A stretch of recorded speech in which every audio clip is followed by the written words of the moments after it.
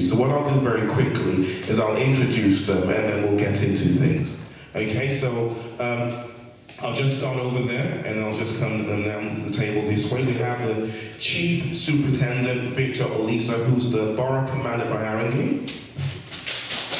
Thank you very much. We have Johanne Dundee, who's Youth, Community and Participation. She's with Youth, Community and Participation. They're a young people service in this borough for people between 11 and 19 years old, so we really appreciate you being here. We have the councillor representing Tottenham Hale, Councillor Lorna Reed. Thank you very much, Lorna, for being here.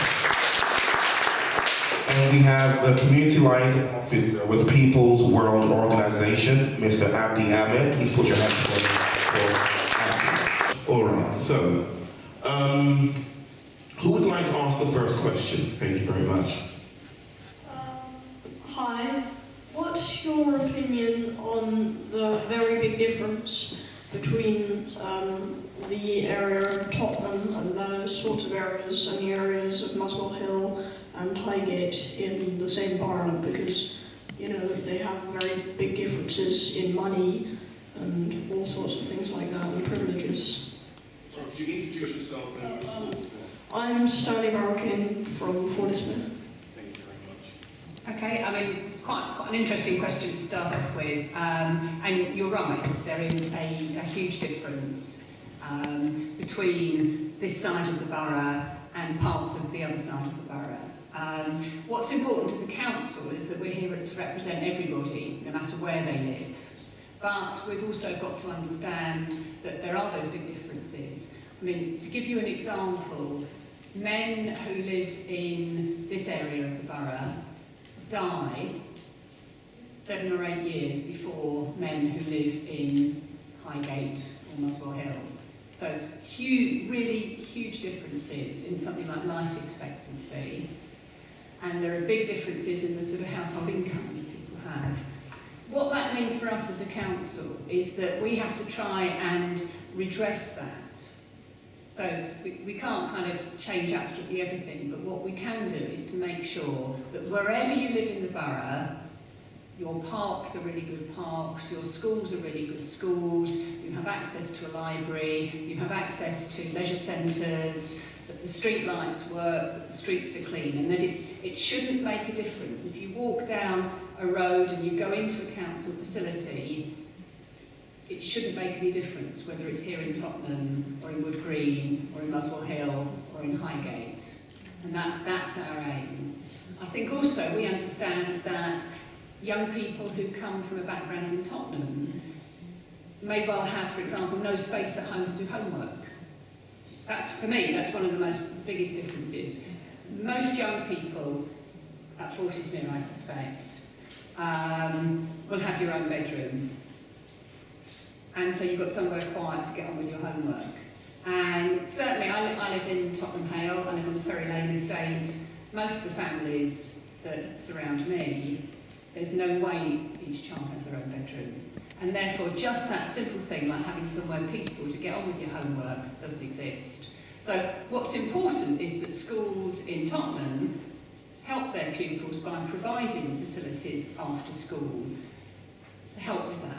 So little examples like that. Anyway, that's probably enough from me. I'll hand over. Did you want to answer the question?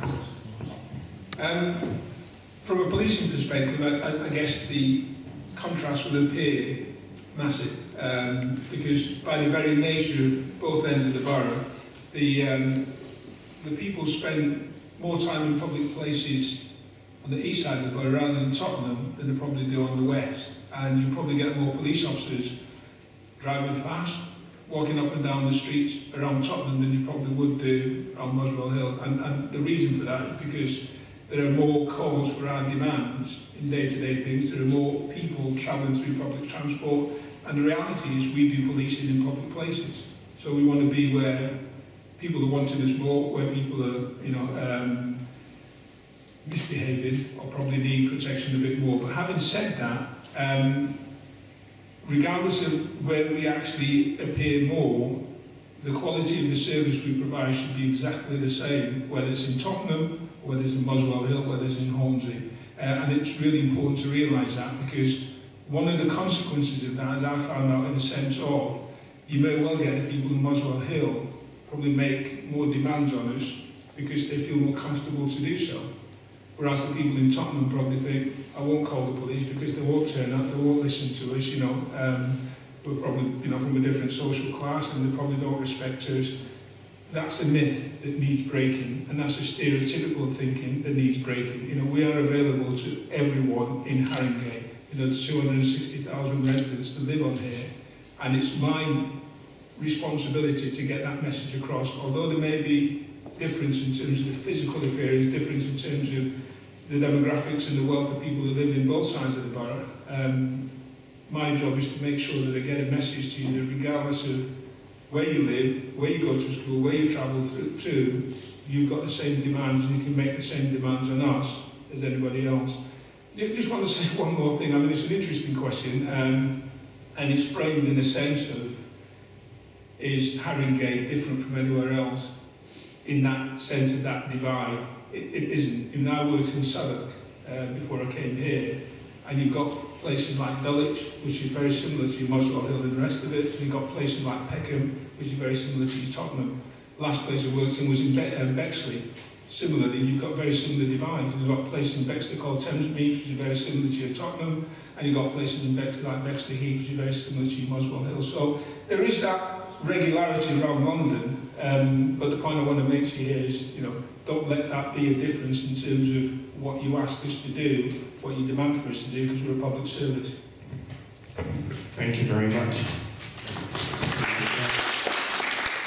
You can ask a question, though. Okay, thank you. Okay, next question. We'll come back to you, but we'll just take it back here for a moment. Introduce yourself and then you can ask a question. I'm Kelly, I'm from Parkview. The question I have is there, I think it's amazing that we have this talk here, but for the children that don't get to see what you're doing, what are you doing for them? What facilities are you providing that they can see? It's all good you saying the schools have to introduce, but I know my school has so many different after-school activities, but what are you doing so children can see? It's not just schools, because schools only have so much power. What are you doing towards the community and towards the children of today? Because they're only going to turn to drugs and things that aren't good for you and wonder why they got there. Yeah, thanks for that, and that's a very good question. Basically, first of all, I've worked with some of your guys from Parkview, who's actually 9 years ago, who actually now are, you know, working in the aviation. And to do that, we specifically, we go around schools, some of the youngsters from Parkview maturities, and also the Farnham Park, they tend to come to our services and projects. We're not just a youth project and all that stuff. We mainly do employment and careers, and also other activities that helps in your future life.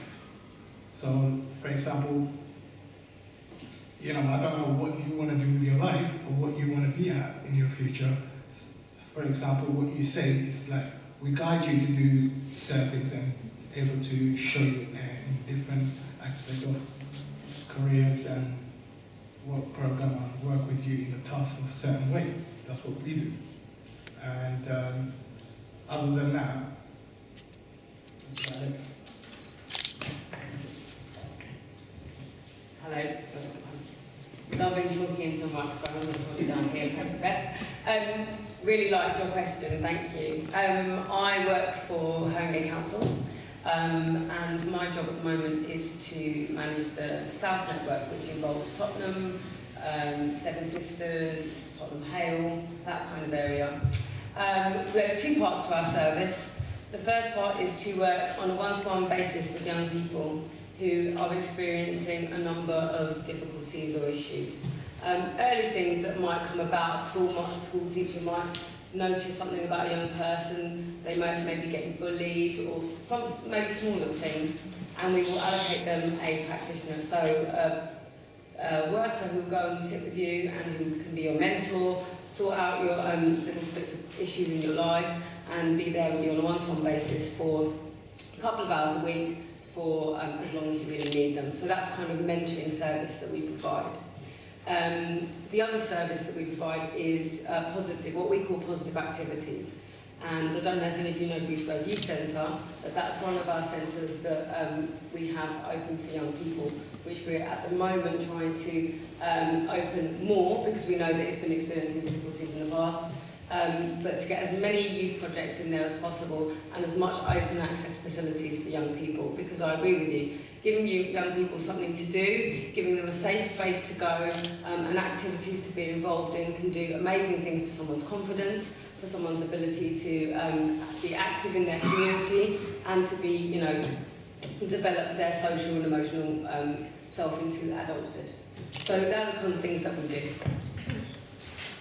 No, just quickly, it's a we often use this phrase which drives me around the twist. We'll talk about how to reach young people and how to reach communities. And your question indicates that in the sense of we can speak with the young people at the schools because, you know, we can go there, we can go to the regular youth clubs because, you know, the young people are going to be there, we can go to the colleges, and then everyone else becomes hard to reach, you know. I don't think anybody's hard to reach, and if anything, I'm going to be self-effacing here. I think more often than not, we're the ones who are hard to reach as the police. You know, we should be getting out to people.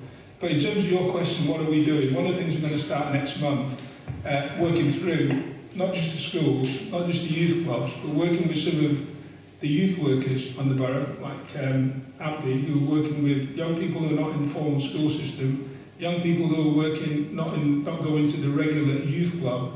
Some of those young people that people might describe as dysfunctional, who may be committing crimes, who may have gone to, you know, serve the sentence or whatever else, those young people who we term as hard to reach, who are not in the formal system, I'm going to invite people, I hope people turn up, but young people to turn up once a month around the borough and sit with me and tell me the things that me and my officers can do to improve policing for them. How can we keep them safe? You know, whether or not you're going to your youth club, whether or not you're going to school, whether or not you're going to see friends, what is it that we need to do? Because, and I repeat, I'm a public servant, we're a public service, and everyone on this borough should have the opportunity to be able to say to me, and young people should have the opportunity to be able to speak to me direct, and not through a filter of an adult. You know, there will be an adult in the room just to make sure that, you know, for those young people who are 16 and are thereabouts and who are 16 and above, then there'll be someone there who can verify what they're saying. And one of the things in doing this is to go through, for example, take your school, I'll speak to your head teacher and I'll say to your head teacher, can you recommend 2 young people who will attend this meeting? They don't have to turn up every month. So when we finish that meeting, we'll agree some actions. You can take something back. You can show an adult from where you're from that this is the thing that we're doing. So that adult and yourself can hold me to account that we're doing something. As we stretch that across the formal system, and to those young people who are not in the formal system, there's a means of actually saying, we're going to do something, you hold me to account, and then, you know, you can judge whether or not we're actually doing that, so everybody can have a say in terms of how we run policing on this borough. Thank you very much. One moment. Did that answer your question? Okay.